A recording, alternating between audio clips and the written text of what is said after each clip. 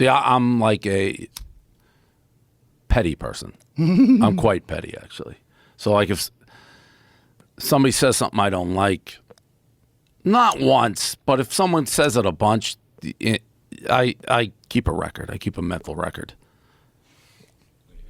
The champagne bottles? Champagne bottles, yeah. That's something. So I have champagne bottles engraved with the top of the list enemies of mine. And I wait for them to fuck up, and then I pop them. So, like, the most famous example of that is John Skipper, the old ESPN guy. I don't know who that is. He ran ESPN. Oh, Dana okay. just talked about it the other day because he said he was anti-MMA. The deal never would have happened. He ran ESPN. So we had a show on ESPN, Barstool Van Talk. And it maybe set a record. Lasted one episode. He canceled it for things we said, which in hindsight, I wish we didn't say them the way we did. But it was years in the past. So we launched one episode. ESPN had a little uprising about doing business with us. And they canceled after one episode. They didn't tell us. And John Skipper was quoted as saying, I didn't realize Barstool Van Talk, that was the name of the show, Barstool Van Talk, would be associated with Barstool. That was a direct quote he had. So we put him on a champagne bottle. Literally like 3 days later, he got blackmailed by his Coke dealer. Supposedly. This is what happened. And had to step down. According to John, it's the only time he used this guy. He found a random Coke dealer off the street, impossible to believe, and got blackmailed. So he popped the champagne bottle. It was like it was perfect timing. He had to leave ESPN because of a Coke dealer? That's the story. That's the story. Yeah. And then he went over to run DAZN. He runs DAZN He now? used to. He doesn't anymore. So yeah, but the champagne bottles, and then HBO did a quick little like documentary on us. I thought it was going to be fair and even. That's one of the last times that was almost the last time I believed the media would be fair. It wasn't. It was a hit piece, but they showed the champagne bottles, so people became aware of it. That's funny. Yeah. That's funny. So I am petty in that respect. Well, you should be petty about that. That's fucking so stupid. The guy was doing Coke. Imagine getting black. And by the way, if he's just like, I don't know, maybe I'm naive, but to be like, yeah, I've done Coke. Like, who cares? Yeah, I think in that world, you can't even admit you did Coke. Which is crazy.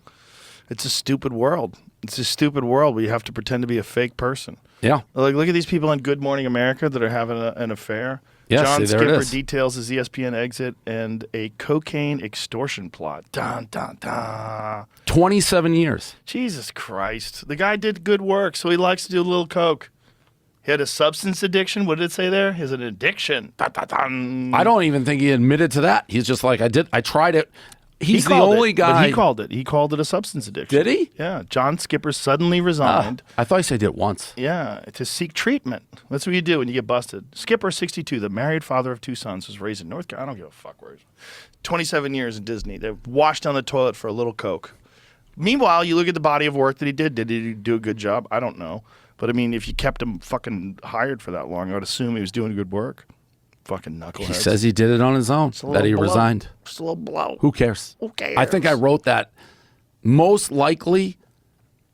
How did I phrase it? Not necessarily do it, but like people act like Coke. I don't know what they act like. It's like if you haven't been around Coke in your life, you're probably a loser. Like honestly, if you haven't been around it, I'm not gonna say do it, but if you haven't been around it at least once, you're probably not the most fun person ever. Yeah, I've been around it. I've never done it, but I had a friend in high school, and his cousin was addicted to Coke. And this was like this was a formative period of my life when I was doing martial arts. And for the longest time, like from age 15 to 21, I did no partying. All I did was train. I mean, I trained every day. I ate clean. I slept well. How old were you? 15 to 21. From 15 to 21. Those were like, high school. How'd you get into that?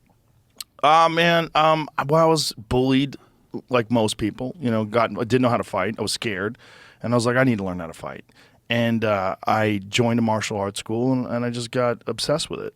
Because that's early. Like that, the reason I'm asking, that's before the trend of MMA. Yeah, but martial arts had always been around. And, I was a big Bruce Lee fan, Chuck Norris fan. watched a bunch of those movies and shit. And I was, God, man, amazing to do that. How cool would it be to be able to do that? And then I watched a bunch of kickboxing matches and I got into it. And then coming home from a Red Sox game, it's a crazy story. I would already been taking karate a little bit, but it was too far from my house. It was hard to get there. My parents didn't want to drive me. And this place was right off the tee. So I was at Fenway Park with a buddy of mine, went to see a baseball game, and then I was like 14 or 15. And when we were walking home from the baseball game, there was so many people waiting in line for the tee. You know how it is after the game. Yeah. So we decided to just fucking walk upstairs and see what this Taekwondo school was all about.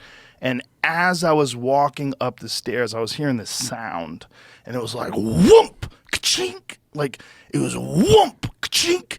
And what it was this guy kicking this heavy bag, and the bag was flying, and the ka-chink was the chains that was holding the bag. And I got up there at the top of the stairs and watched this guy, John Lee, who was the national champion, who was training for the World Cup. So he's at his peak of training. And he was doing a spinning back kick over and over again into this heavy bag. And I remember watching it, and I could not believe what he could do. I couldn't believe the power that this guy could generate in that kick. And he became like a mentor to me.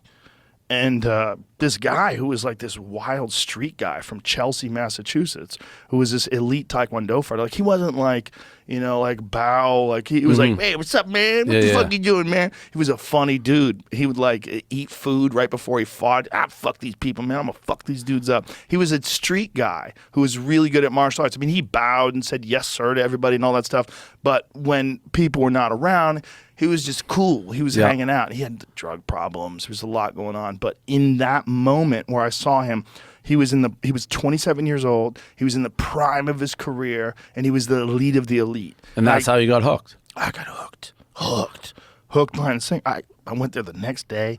I signed up, and I was there every fucking day, every day. Yeah, I became obsessed. Interesting.